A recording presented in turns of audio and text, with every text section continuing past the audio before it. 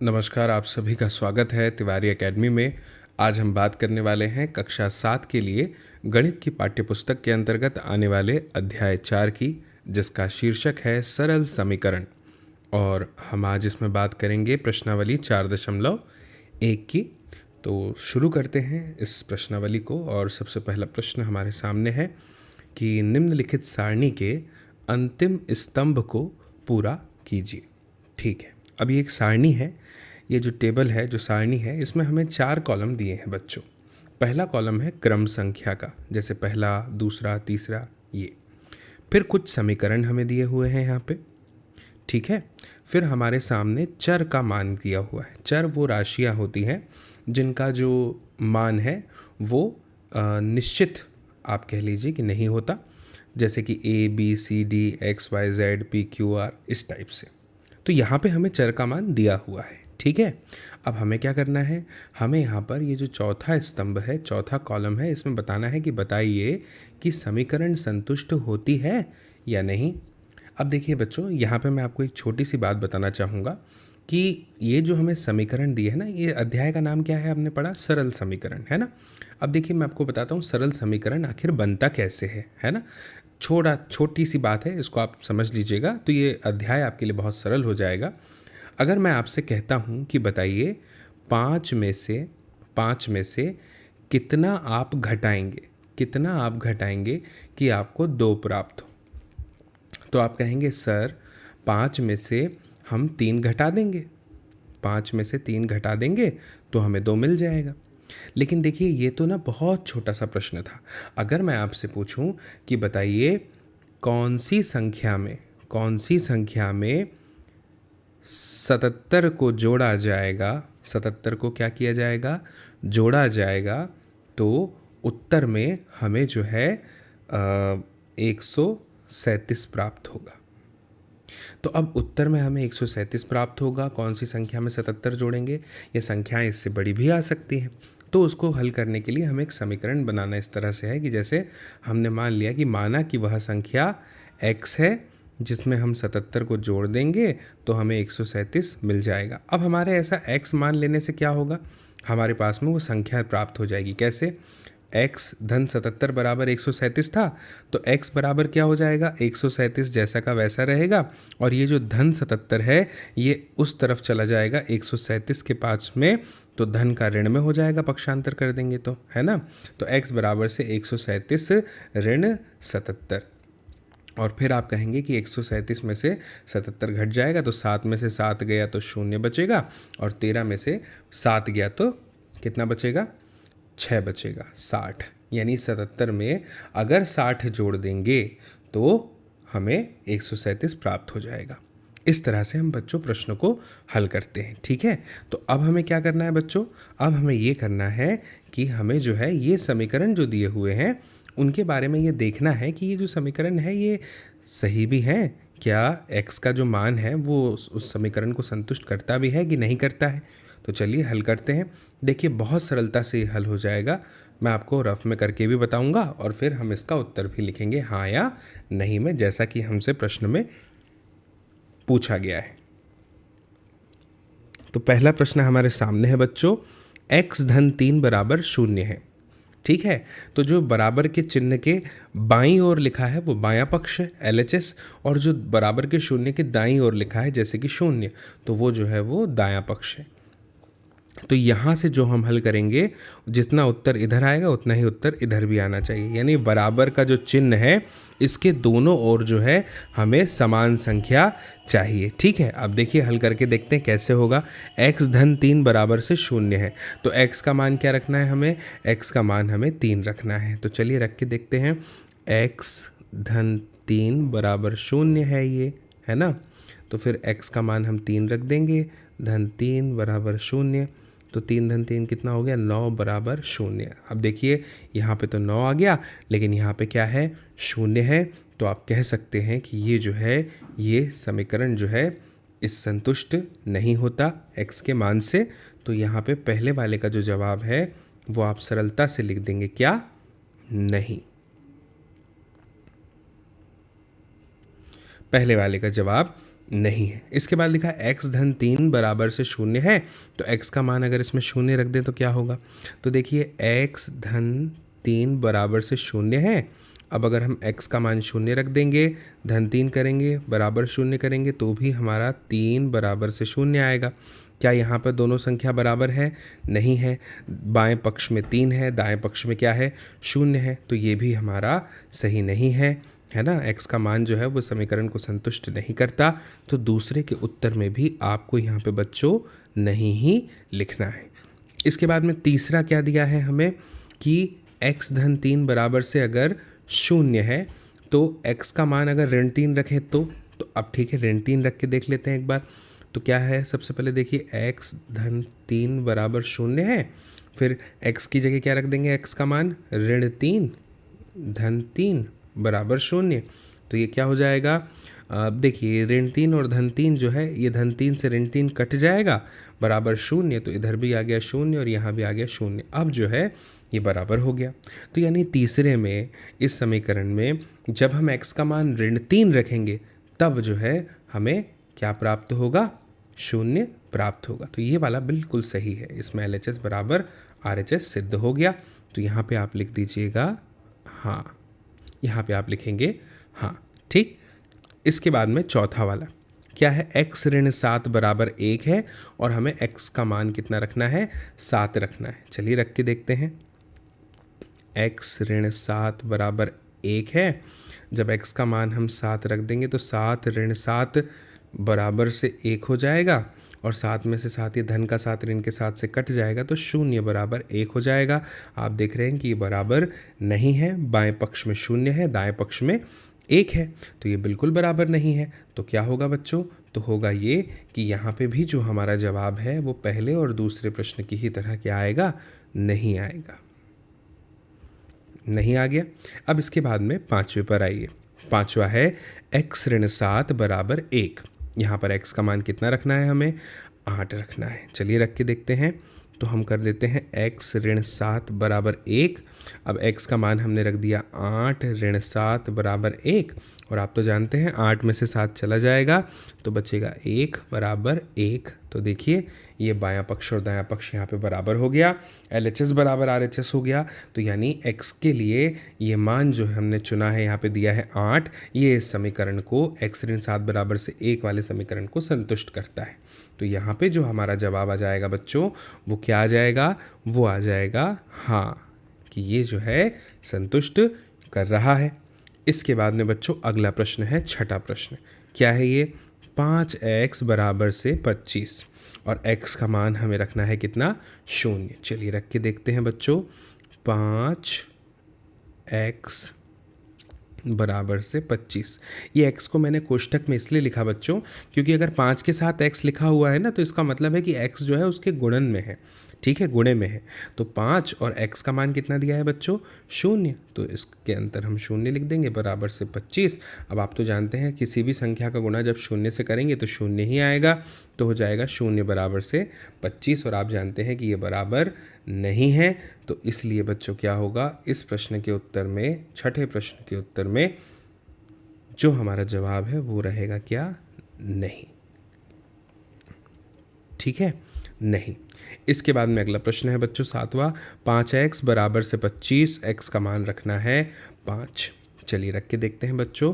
तो 5x फिर मैं कोष्टक में लिख देता हूँ, बराबर से 25, x का मान रख देते हैं कितना है? 5, बराबर से फिर कितना है? 25। अब 5 गुणा 5 करेंगे तो 25 आ जाएगा, बराबर से 25। तो बायां पक्ष बराबर क्या हो गया? दायां पक्ष, यानी LHS बराबर RHS हो गया।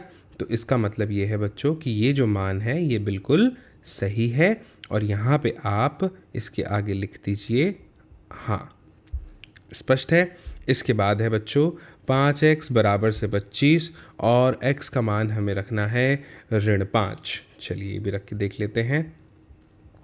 x को कोष्टक में लिखेंगे हमेशा की तरह, बराबर से 25 और फिर 5 कोष्टक में लिख देंगे ऋण 5, बराबर से 25। फिर बच्चों 5 25 हो जाएगा, लेकिन ऋण का बराबर से 25, तो ये तो बराबर नहीं है। तो इसीलिए बच्चों इसका जो जवाब है वो आ जाएगा आपका क्या, नहीं, है ना इसका जवाब। फिर अगला है बच्चों m/3 बराबर 2 और m का मान है ऋण 6। चलिए करके देखते हैं बच्चों। m/3 बराबर 2। अब m का मान रखते हैं, m का मान है ऋण 6/3 बराबर 2। तो ये हो जाएगा 3 एकम 3, 3 दूनी 6, यानी ऋण 2 बराबर 2। अब आप बताइए ऋण 2 2 के बराबर नहीं होता, तो ये भी गलत है। इसलिए इस समीकरण के लिए x का मान अगर आप ऋण 6 रखते हैं तो नहीं होगा, तो ये भी इसका जवाब नहीं ही होगा। फिर उसके बाद दिया है बच्चों m/3 बराबर 2 में m का मान 0 रख के देखिए। तो चलिए ये भी करके देख लेते हैं बच्चों। m/3 बराबर 2। अब इसमें हम m का मान 0 रख लेते हैं बच्चों। 0/3 बराबर 2। अच्छा, आप तो जानते हैं 0 से किसी भी संख्या में भाग देंगे, सॉरी, किसी भी संख्या से अगर 0 में भाग देंगे, है ना, 0 ऊपर है, अंश में है, तो ये मान के चलिएगा बच्चों कि वो उसका उत्तर जो है वो 0 ही आएगा। और यहाँ पे तो हमारे सामने 2 है, तो ये जो है 0 बराबर 2, यानी ये गलत हो गया। नहीं, ये सही हो गया। 0 बराबर 0 लिखा है यहाँ पे, है ना।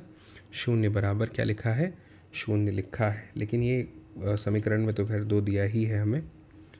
तो ठीक है, ये भी, इसका भी जो जवाब है वो क्या आ जाएगा बच्चों, नहीं आ जाएगा इसका भी जवाब। इसका भी जवाब नहीं है। फिर अगला है बच्चों क्या, m/3 बराबर 2, m का मान 6 रखना है।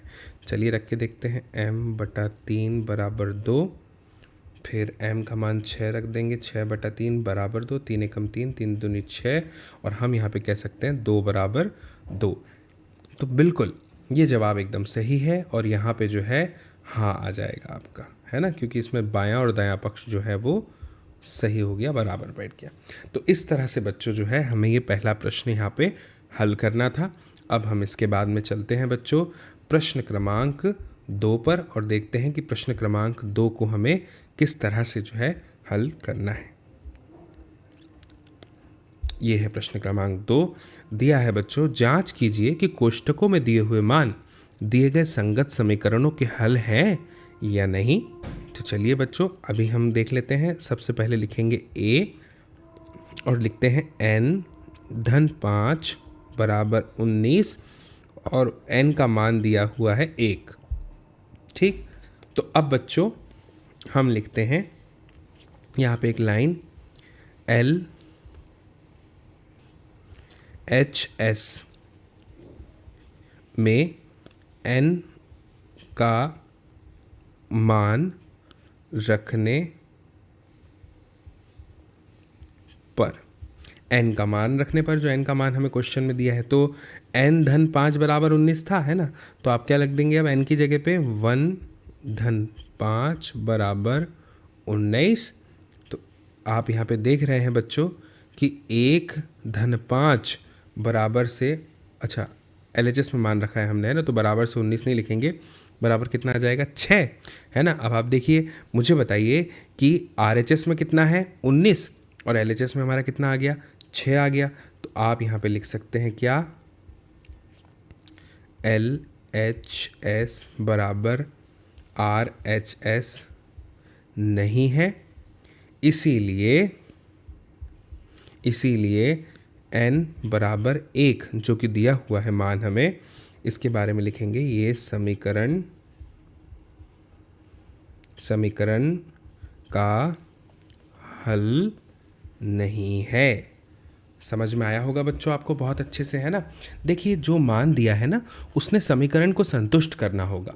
अगर वो समीकरण को संतुष्ट नहीं ही कर पाता है तो फिर बताइए वह मान कैसे सही हो गया। इसलिए हमने यहाँ पे लिख दिया उत्तर में कि n बराबर से 1 जो दिया हुआ है वह समीकरण का हल नहीं है, और यही जो है वो आपका क्या है, उत्तर है बच्चों।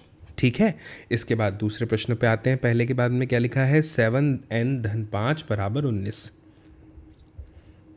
7n/5 बराबर से 19, और n का मान दिया है बच्चों ऋण 2।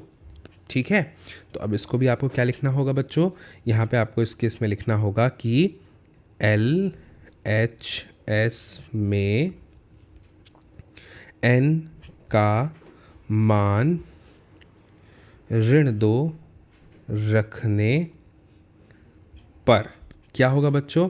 तो LHS हमें क्या दिया हुआ था बताइए? LHS हमें दिया था 7 और n दिया था, है ना। तो n की जगह मान के रख देंगे हम -2 धन 5।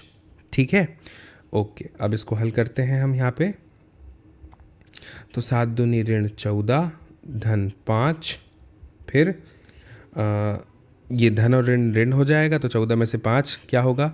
घट जाएगा, तो 9 बचेगा। बड़ी संख्या का चिन्ह ऋण लग जाएगा जो कि 14 में है, तो ऋण 9 आ गया। अब आप देखिए RHS में तो 19 दिया था, तो आप यहाँ पे लिख देंगे बच्चों, क्या लिखेंगे? LHS बराबर नहीं है RHS के, है ना, बराबर नहीं है RHS के। इसीलिए बच्चों आपको लिखना पड़ेगा, इसीलिए n बराबर जो मान दिया था क्या? -2, वो समीकरण का हल नहीं है। ठीक है, और ये हो गया बच्चों क्या आपका उत्तर। स्पष्ट है? अब तीसरे पे आते हैं बच्चों। तीसरा क्या है? 7n धन 5 बराबर 19 और n का मान दे दिया 2। चलो ये भी करके देखते हैं बच्चों। 7n धन 5 बराबर 19 और n का मान हमें दे दिया 2, है ना, यही है ना। अब हम वही करेंगे बच्चों, यहाँ पे भी लिखेंगे क्या? LHS में n का मान 2 रखने पर। चलिए मान रखते हैं बच्चों। तो कैसे रखेंगे? 7 n की जगह रख देंगे 2 धन 5, 7 दूनी 14 धन 5, तो ये हो जाएगा 14 और 5 19। अब यहाँ पे आप लिख दीजिएगा LHS बराबर RHS। बराबर है ना बच्चों? क्यों है बराबर? क्योंकि RHS में भी हमें 19 ही दिया था। तो आप यहाँ पे लिख दीजिएगा, इसीलिए n बराबर 2 जो है उसके बारे में लिखेंगे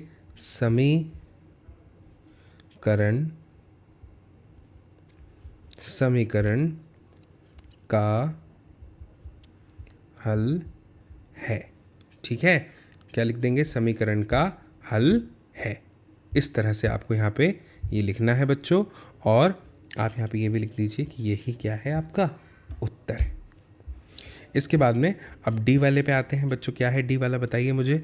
डी वाला है 4p ऋण 3 बराबर 13 और p का मान हमें 1 रखना है। तो ठीक है, देखिए अब मैं ये a वाला मिटा देता हूँ और यहीं पे हम ये वाला हल करेंगे। ठीक है,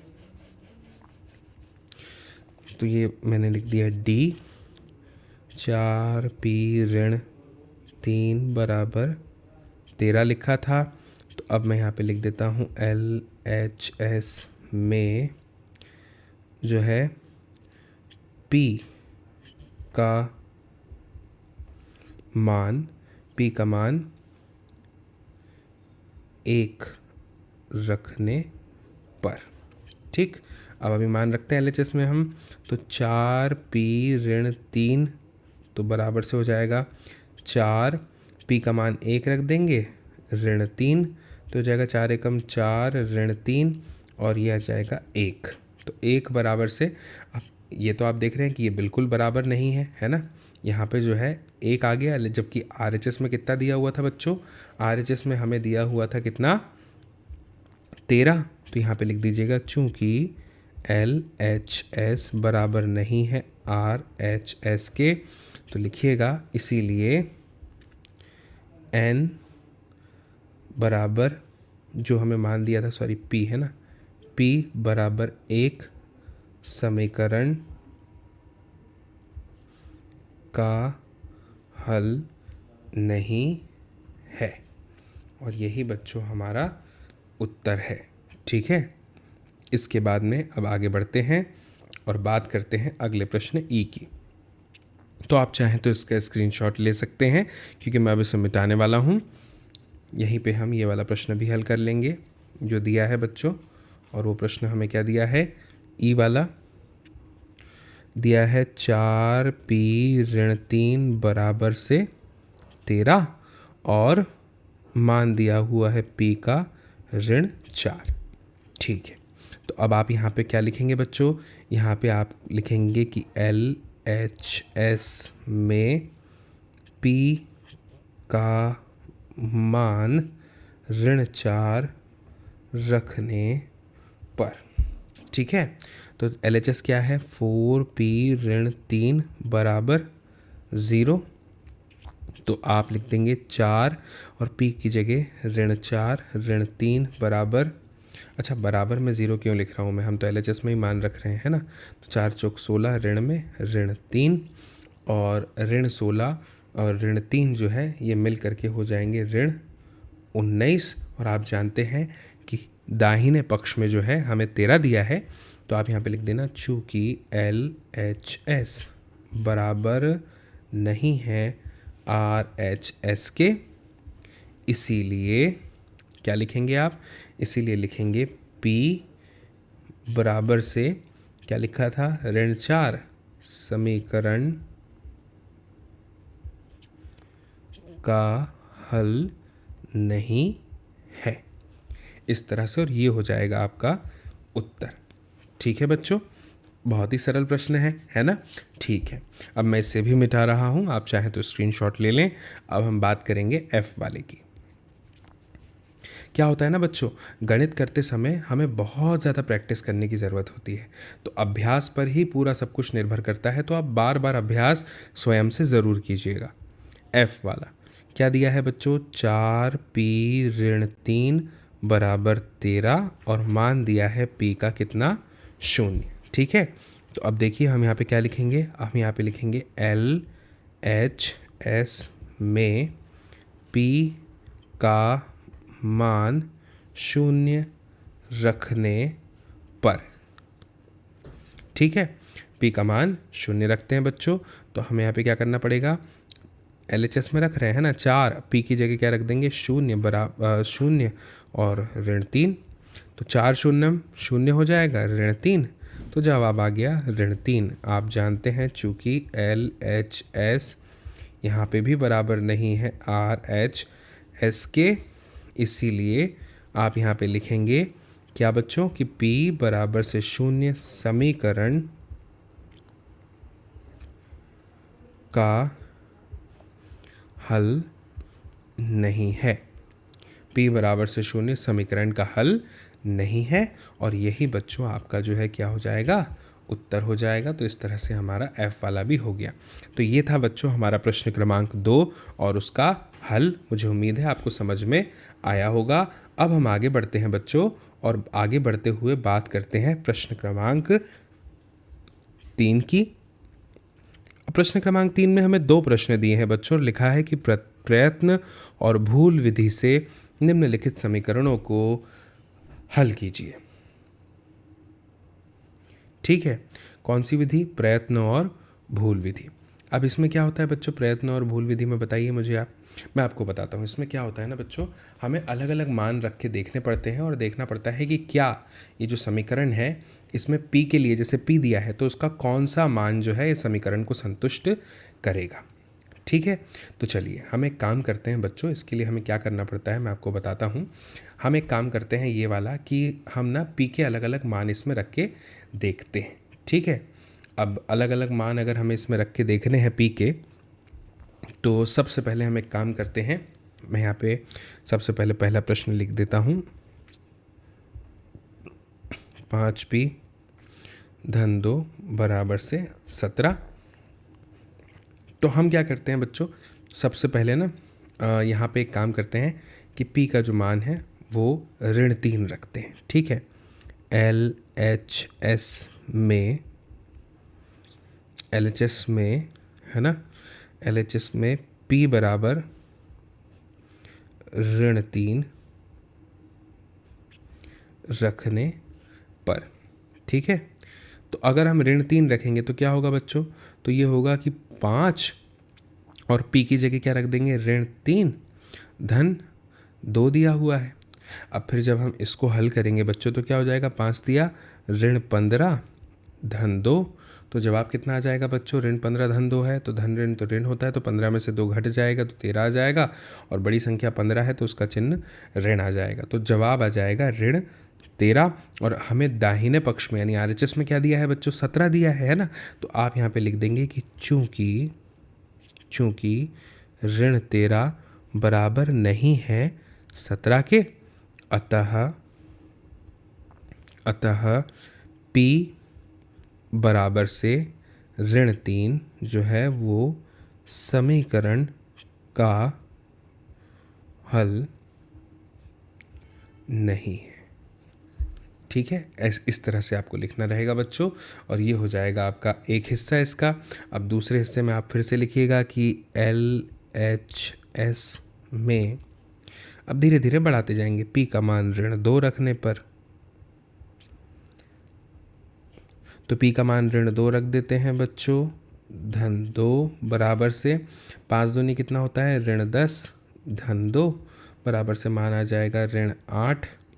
तो आप यहाँ पे लिख दीजिएगा कि चूंकि ऋण 8 बराबर नहीं है 17 के, अतः P बराबर ऋण 2 समीकरण का हल नहीं है।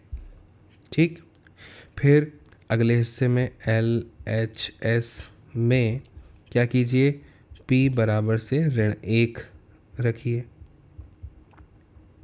तो जब आप ऋण 1 रखेंगे तो क्या होगा बच्चों, 5 गुणा ऋण 1 धन 2 बराबर से 5 एकम 5 ऋण में धन 2, तो जवाब आ जाएगा आपका कितना, ऋण 3।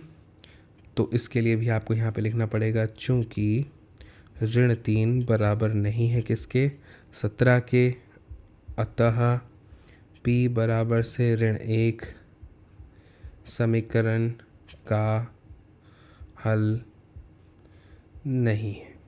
ये हो गया। फिर आप लिखिए LHS में P बराबर से 0 रखने पर, ठीक है ना बच्चों। तो 5 गुणा 0 रख देंगे आप, धन 2 बराबर 5 शून्यम 0 धन 2, तो जवाब आ जाएगा कितना, 2। और यहाँ पे आप लिख सकते हैं बच्चों, चूँकि 2 बराबर नहीं है किसके, 17 के, अतः P बराबर से 0 समीकरण का हल नहीं है। ठीक, फिर आप लिखेंगे बच्चों LHS में P बराबर से 1 रखने पर, ठीक है। तो जब 5 में P का मान आप इस समीकरण में 1 रखेंगे तो जवाब कितना आएगा, 5 एकम 5 धन 2 बराबर से 7 आ जाएगा बच्चों, है ना। और आप जानते हैं कि चूंकि 7 बराबर नहीं है किसके, 17 के, अतः P बराबर से 1 समीकरण का हल नहीं है। इस तरह से इसके बाद में बच्चों फिर LHS में P बराबर से 2 रखने पर, तो जब 2 रखेंगे तो क्या करेंगे बच्चों आप, 5 गुणा 2 धन 2 बराबर 5 दूनी 10 धन 2 हो जाएगा, तो जवाब आ जाएगा बच्चों कितना, 12। और आप जानते हैं कि चूंकि 12 बराबर नहीं है 17 के, अतः P बराबर 2 समीकरण का हल नहीं है। सही है ना बच्चों। अब हम क्या करेंगे, LHS में काम करते हैं, P का मान कितना रखते हैं, 3 रखते हैं।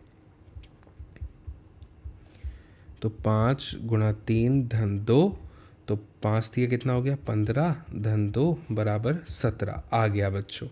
तो लिखिए, चूंकि 17 बराबर है 17 के, अतः P बराबर 3 समीकरण का हल है। ये आपका उत्तर है बच्चों। ठीक, तो इसी तरह से प्रयत्न और भूल विधि का प्रयोग करके आप जो है प्रश्न को हल कर सकते हैं। तो ये पहला हो गया। आपने लिख लिया। अब जो है मैं इसे मिटाने वाला हूँ बच्चों, और मैं यहाँ पे जो है प्रश्न क्रमांक 2 को हल करने वाला हूँ। आप चाहें तो इसका स्क्रीनशॉट ले सकते हैं।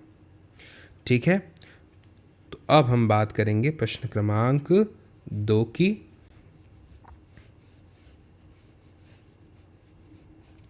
अब प्रश्न क्रमांक 2 में भी बच्चों हमें इसी तरह से इसी विधि का सहारा लेकर के प्रश्न को हल करना रहेगा। और मैं आपको बार बार कहता हूँ ना कि प्रश्न जितने भी आपकी प्रश्नावली में दिए हैं, आप कोशिश कीजिएगा कि आप स्वयं से इनका हल कर सकें। ठीक है ना, जब तक आप स्वयं से इनका हल नहीं करेंगे ये आपको बनने वाले नहीं हैं। तो समझने में आने के बाद भी प्रैक्टिस तो आपको करनी ही पड़ेगी। अब बी वाले की बात कर लेते हैं। क्या लिखा है कि 3m ऋण 14 बराबर 4। ठीक है, यही लिखा है बच्चों। तो इसे भी हल करके देखते हैं हम। तो इसे हल करने के लिए हमें क्या करना पड़ेगा बच्चों, मैं आपको बताता हूँ कि आप जो है ना एक काम कीजिए, यहाँ पे जो है मान रख लीजिए क्या, ऋण 2 से, है ना। तो आप लिख दीजिए यहाँ पे सबसे पहले कि LHS में m बराबर से ऋण 2 रखने पर क्या होगा बच्चे, ऋण 2 रख देंगे अगर LHS में तो 3m की जगह रख देंगे ऋण 2 और बराबर से ऋण 14। तो क्या आ जाएगा, बराबर से बोल रहा हूँ ऋण 14, तो 3 दूनी ऋण 6 ऋण 14 बराबर से हो जाएगा कितना, ऋण 20। इसलिए आप यहाँ लिख देंगे चूँकि ऋण 20 बराबर नहीं है 4 के, अतः आप यहाँ पे लिखिएगा कि m बराबर से ऋण कितना, m बराबर से ऋण 2 जो हमने मान रखा था वह जो है समीकरण का हल नहीं है। ठीक, फिर LHS में m बराबर ऋण 1 रखने पर तो 3 ऋण 1 रख देंगे, ऋण 14 बराबर हो जाएगा 3 एकम 3 ऋण 3 ऋण 14। तो ये हो जाएगा बच्चों कितना, ऋण 17, है ना। तो आप यहाँ पे लिख सकते हैं कि चूँकि आप यहाँ पे देखेंगे ऋण 17 बराबर नहीं है किसके, 4 के, अतः m बराबर से ऋण 1 समीकरण का हल नहीं है।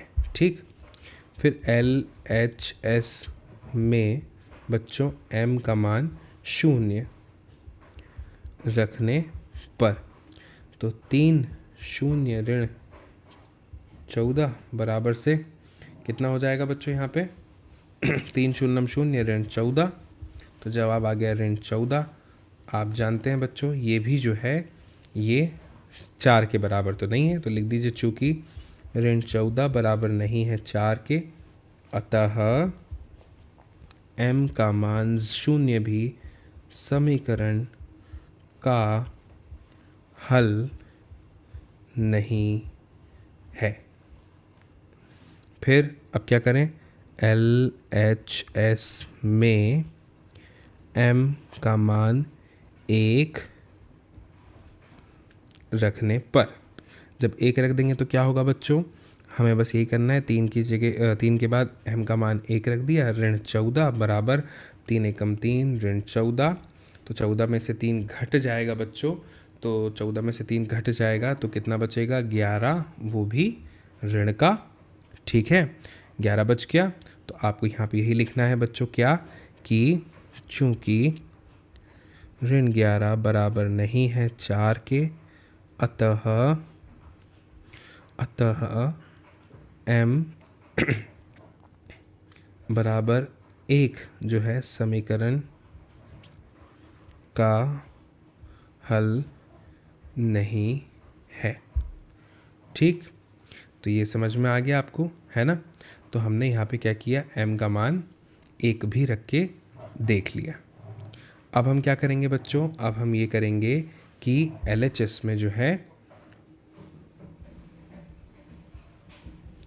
m बराबर 2 रखने पर क्या होगा बच्चों, 3 2 ऋण 14 बराबर 6 ऋण 14 बराबर से ये आ जाएगा आपका ऋण 8। ठीक है, तो आपको लिखना है चूंकि ऋण 8 बराबर नहीं है 4 के, अतः m का मान 2 समीकरण का हल नहीं है। ठीक है, इसके बाद बच्चों LHS में अगर हम बात करें m का मान 3 रखने की, तो 3 गुणा 3 ऋण 14 बराबर 3 3 9 ऋण 14, तो आप तो जानते हैं इसका जवाब आ जाएगा ऋण 5, है ना, ऋण 5 ही आएगा ना बच्चों। जब हम यहाँ पर m का मान 2 रखेंगे तो जवाब में ऋण 5 ही आएगा, और आप यहाँ पे लिख देंगे कि चूंकि ऋण 5 भी बराबर नहीं है 4 के, अतः m बराबर 3 समीकरण का हल नहीं है। ठीक, फिर LHS में बच्चों आप रखिए m बराबर से 4 रखने पर, तो क्या होगा, 4 रखने पर 3 गुणा 4 ऋण 14, तो क्या होगा बच्चों, 3 चौको 12 ऋण 14, तो बराबर से हो जाएगा ऋण 2। तो आप लिख दीजिए चूंकि ऋण 2 बराबर नहीं है 4 के, अतः m बराबर 4 भी जो है वो समीकरण का हल नहीं है। इसके बाद में LHS में m बराबर 5 रखने पर 3 गुणा 5 ऋण 14, तो हो जाएगा 15 ऋण 14, तो आ जाएगा 1, है ना, धनात्मक संख्या प्राप्त हुई। अब आप कहेंगे चूंकि 1 बराबर नहीं है 4 के, अतः m बराबर 5 भी जो है वो समीकरण का हल नहीं है। ठीक, फिर क्या करें, LHS में m बराबर 6 रखने पर, तो 3 6 ऋण 14 बराबर 3 6 18 ऋण 14 बराबर आ गया 4, मिल गया हमें। तो अब आप लिखेंगे चूंकि 4 बराबर है 4 के, अतः m बराबर 6 समीकरण का हल है, और यही क्या हो जाएगा बच्चों, आपका उत्तर क्या हो जाएगा, यही आपका उत्तर। तो इस तरह से बच्चों जो है ये प्रश्न हमें हल करना था। ठीक है, मुझे उम्मीद है आपको समझ में आया होगा। अब हम आगे बढ़ते हैं, देखते हैं और प्रश्न है क्या है हमारे पास में। प्रश्न क्रमांक 4, क्या है प्रश्न क्रमांक 4, निम्नलिखित कथनों के लिए समीकरण दीजिए। संख्याओं x और 4 का योग 9 है। तो जो लिखा है वही, जो बोला गया है हमें प्रश्न में, वही बच्चों हमें क्या करना है, समीकरण के रूप में लिखना है। बहुत सरल है, देखिए कैसे लिखा है, x और 4 का योग 9 है। तो सबसे पहले पहली नंबर डालिए, क्या कहा है, x और 4 का योग 9 है, यही कहा है ना। देखिए तो ये पहला हो गया। फिर दूसरे पे आइए, दूसरा क्या दिया है, y में से 2 घटाने पर 8 प्राप्त होते हैं। तो ये y में से 2 घटा दिया, 8 प्राप्त हो गया, ये हो गया हमारा उत्तर। ठीक, फिर तीसरे समीकरण पे आइए, लिखा है a का 10 गुना 70 है। क्या लिखा है, a का 10 गुना, ऐसे लिखेंगे 10a कितना है, 70 है, ये हो गया। फिर चौथे पे आइए, क्या लिखा है, चौथा लिखा है बच्चों कि संख्या b को 5 से भाग देने पर 6 प्राप्त होता है। ठीक है, तो ये संख्या b है, इसको 5 से भाग दे दिया और हमें प्राप्त हो गया 6। फिर पाँचवें पे आइए। पाँचवा क्या है? t का 3/4 15 है। t का 3/4 15 है, यानी 3/4 वो भी किसका? t का है 15। इस तरह से 3/4t बराबर 15। अब छठे प्रश्न पे आइए। छठा प्रश्न है m का 7 गुना और 7 का योगफल आपको 77 देता है। ठीक है भाई, जैसा आप कहें, m का 7 गुना और 7 का योगफल आपको क्या देता है? 77 देता है। फिर सातवें पे आइए। एक संख्या x की चौथाई ऋण 4 आपको 4 देता है। तो भाई ये हो गया x का चौथाई, और उसमें अगर ऋण 4 कर देंगे तो आपको ये 4 देगा। यही कहा गया ना, बहुत सरल था। फिर आठवें पे आइए। यदि आप y के 6 गुने में से 6 घटाएं तो आपको 60 प्राप्त होगा। अच्छा ठीक है भैया, अभी करके देख लेते हैं। यदि हम y के 6 गुने में से 6 घटा दें तो हमें 60 प्राप्त हो जाएगा। ठीक है, इसके बाद में अगला 9वां वाला, यदि आप z के 1/3 में 3 जोड़ें, z के 1/3 में यानी z/3 में 1 जोड़ें, कितना जोड़ें? 1 जोड़ें, नहीं 3 जोड़ें, सॉरी 3 जोड़ें तो आपको 30 प्राप्त होगा। अब बताइए कितना सरल था ये चौथा प्रश्न, है ना? तो बस सरल तो खैर इसमें सारे ही प्रश्न हैं, करने में थोड़ा समय हमें लग रहा था। ठीक है, तो ये हो गया इसका हल। आप चाहें तो स्क्रीनशॉट ले सकते हैं। अब आगे बढ़ते हैं, बात करते हैं प्रश्न क्रमांक 5 की। लिखा है निम्नलिखित समीकरणों को सामान्य कथनों के रूप में लिखिए। चलिए, तो बहुत आसान है। जैसा अभी ऊपर हमने प्रश्न किया ना, ये उसका विपरीत है। हमें यहाँ पे सामान्य शब्दों में लिखा हुआ था, वाक्यों में हमें समीकरण में लिखना था। अब यहाँ पे हमें समीकरण दिए हैं, हमें कथनों के रूप में लिखना है। ठीक, अभी लिख देंगे। सबसे पहले पहला वाला क्या लिखा है? p और 4 को जोड़ देंगे तो 15 मिलेगा। तो इसको ऐसा लिखिएगा जैसा कि लिखा गया था कि संख्याओं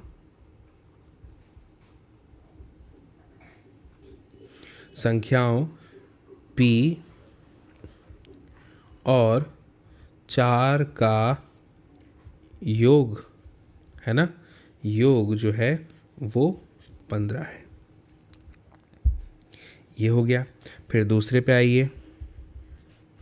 लिखा है m ऋण 7 बराबर 3। तो इसको लिख दीजिए कि m में से 7 घटाने पर, m में से 7 घटाने पर 3 प्राप्त होते हैं। ठीक, फिर तीसरे पर आइए। क्या है? 2m बराबर 7, है ना? तो यहाँ पे लिख दीजिए m का 2 गुना 7 है। ठीक, इसके बाद में चौथे पे आता है। चौथा क्या दिया है? चौथा दिया है m/5 बराबर 3। तो लिखिए संख्या m को ऐसे लिखेंगे ना, 5 से भाग देने पर 3 प्राप्त होता है। स्पष्ट है? इसके बाद में पांचवा क्या दिया है? 3m/5 बराबर 6। तो यहाँ पे लिख दीजिएगा आप, जैसा कि हमने पहले किया था, कि m का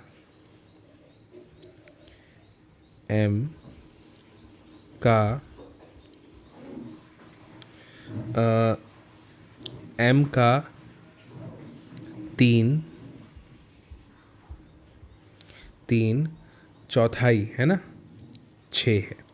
नहीं, यहाँ पे 5 दिया हुआ है, तो आप इसको ऐसा लिख दीजिएगा कि m का तिगुना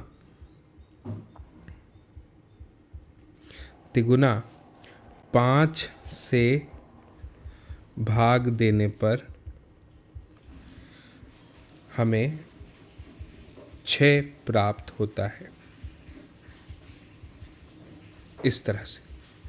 फिर छठवें का लिखिएगा 3p धन 4 बराबर 25 लिखा है, तो इसमें लिखिएगा p का 3 गुना,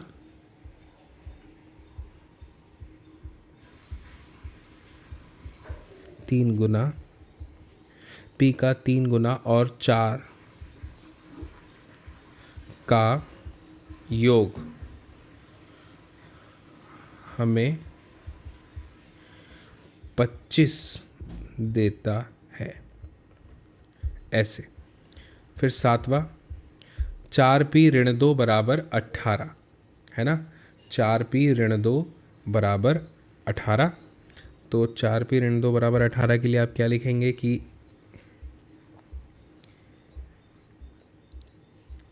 इसके बारे में ऐसा लिखिएगा कि p का 4 गुना, p का 4 गुना है ना ऋण 2, तो इसमें आप लिख दीजिए कि p का नहीं p के 4 गुने से, p के 4 गुने से कितना घटाने पर, 2 घटाने पर 8 प्राप्त होता है।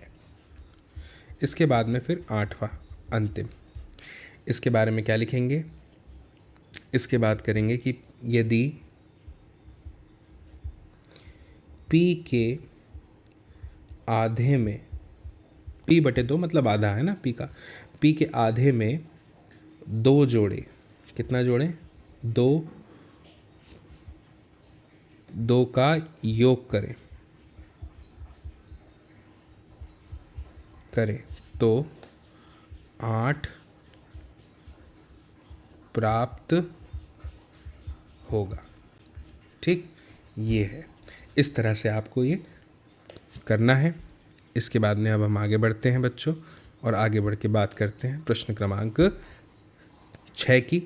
क्या है प्रश्न क्रमांक 6, निम्नलिखित स्थितियों में समीकरण बनाइए। ठीक है, 4 स्थितियां हैं, 4 समीकरण बन जाएंगे। पहला है, इरफान कहता है कि उसके पास परमीत के पास जितने कंचे हैं उनके 5 गुने से 7 अधिक कंचे हैं।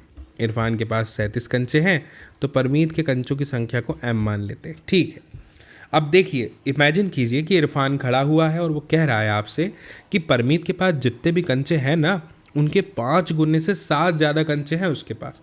ठीक है, तो परमीत के कंचे की जो संख्या है उसको क्या मानना है, हमें m मानना है ना। तो जैसा कि दिया हुआ है प्रश्न में, तो आप यहाँ पे लिख सकते हैं कि माना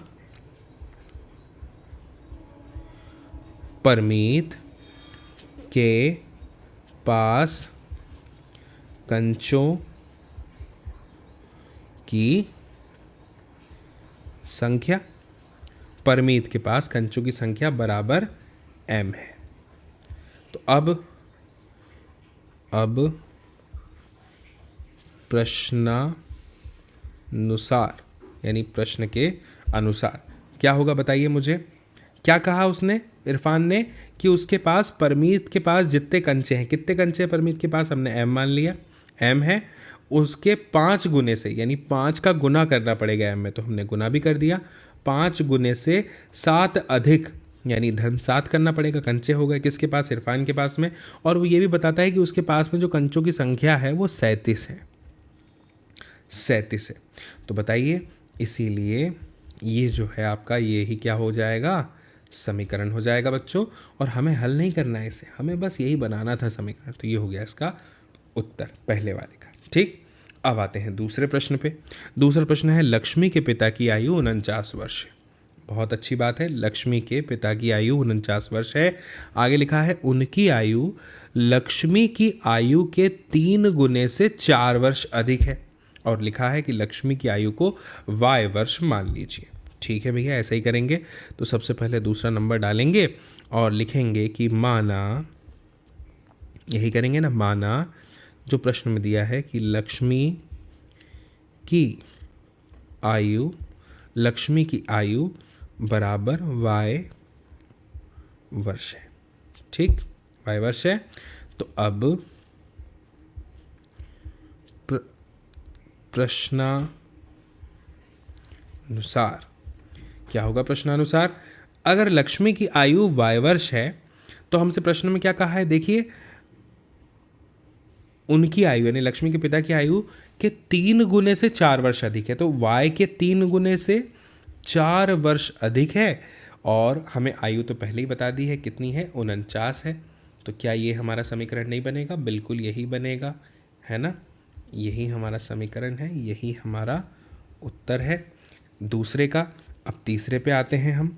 तो तीसरा क्या है, लिखा है अध्यापिका बताती हैं कि उनका कक्षा में एक विद्यार्थी द्वारा प्राप्त किए गए अधिकतम अंक प्राप्त किए गए न्यूनतम अंक का दुगुना धन 7 है। अब देखो अध्यापिका यानी जो टीचर है वो बता रही है कि उनकी कक्षा में क्या हुआ, एक विद्यार्थी ऐसा है जिसने सबसे ज़्यादा अंक प्राप्त किए और वहीं पे जो दूसरा विद्यार्थी है वो ऐसा है जिसने सबसे कम अंक प्राप्त किए। तो एक सबसे ज़्यादा अंक हो गए और एक सबसे कम अंक हो गए। तो आगे हमसे ये कहा जा रहा है कि ये जो सबसे अधिकतम अंक है ना और जो सबसे कम अंक है, इनका दुगुना धन 7 है। इनका दुगुना धन कितना है, 7 है। और प्राप्त किए गए जो अधिकतम अंक हैं, प्राप्त किए गए जो अधिकतम अंक हैं वो कितने हैं, 87 है। और ये बोल रहे हैं कि जो न्यूनतम अंक प्राप्त किए गए हैं उसको आपको L मानना है। जो न्यूनतम अंक प्राप्त किए गए हैं उनको हमें क्या मानना है, L मानना है। तो जो न्यूनतम अंक है L, इसका दुगुना और 7 अधिक कर देंगे उसमें तो हमें अधिकतम अंक प्राप्त हो जाएंगे। और बताया है कि अधिकतम अंक 87 है। प्रश्न हम समझ गए हैं। चलिए अभी समीकरण बनाते हैं, लिख देंगे पहले के जैसा। प्रश्न क्रमांक 3 का हल लिखेंगे,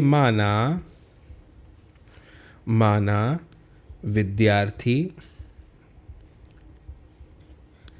द्वारा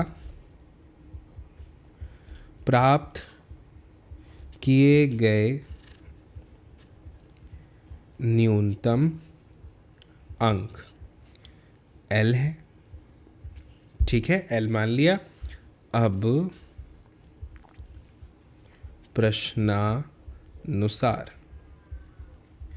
प्रश्नानुसार क्या होगा बच्चों, बताइए मुझे। L जो अधिकतम अंक है प्राप्त किए गए न्यूनतम अंक का दुगुना धन 7 है।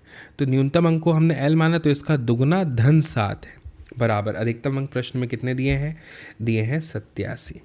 तो लिख दीजिए 87। तो यही हो जाएगा क्या, आपका समीकरण, यही आपका उत्तर है। ठीक, अब चौथे पे आइए। चौथा क्या लिखा है, लिखा है एक समद्विबाहु त्रिभुज। अब सबसे पहले तो इसको समझ लीजिए, समद्विबाहु का मतलब क्या होता है। सम मतलब क्या होता है बच्चों, सम मतलब होता है समान।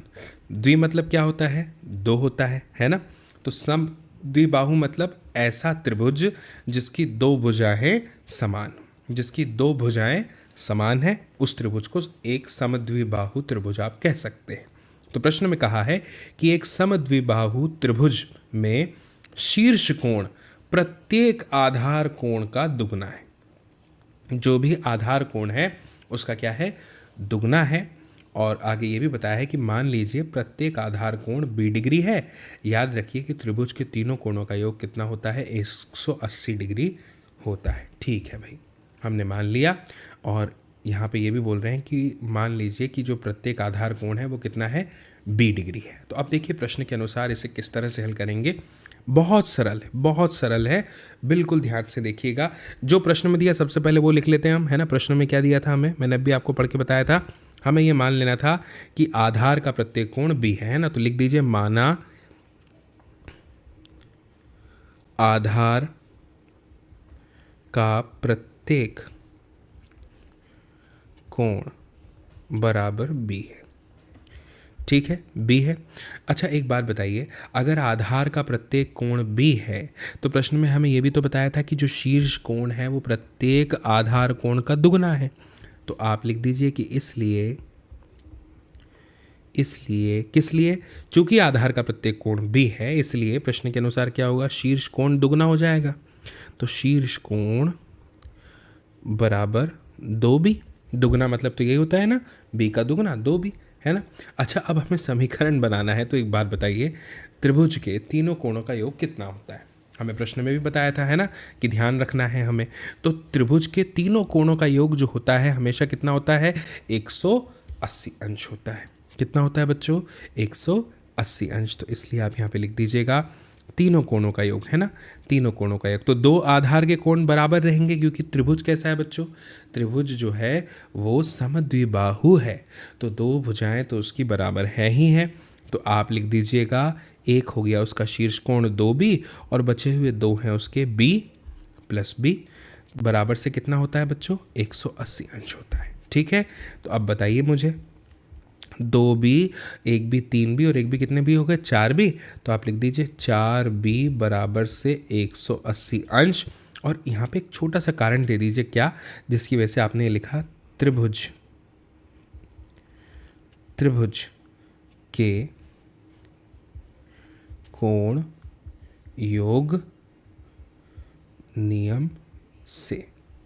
कौन सा नियम है ये? त्रिभुज का कोण योग नियम है। ठीक है, तो इस तरह से बच्चों जो है आपका ये यहाँ पे क्या हो जाएगा? उत्तर हो जाएगा। ठीक है, आप चाहें तो इसका स्क्रीनशॉट खींच सकते हैं। और प्रश्न है क्या? नहीं, अब नहीं है। तो बच्चों मुझे उम्मीद है कि इस प्रश्नावली में जितने भी प्रश्नों को अभी हमने हल किया, समझा जाना, वो आपको बहुत अच्छे से समझ में आए होंगे बच्चों।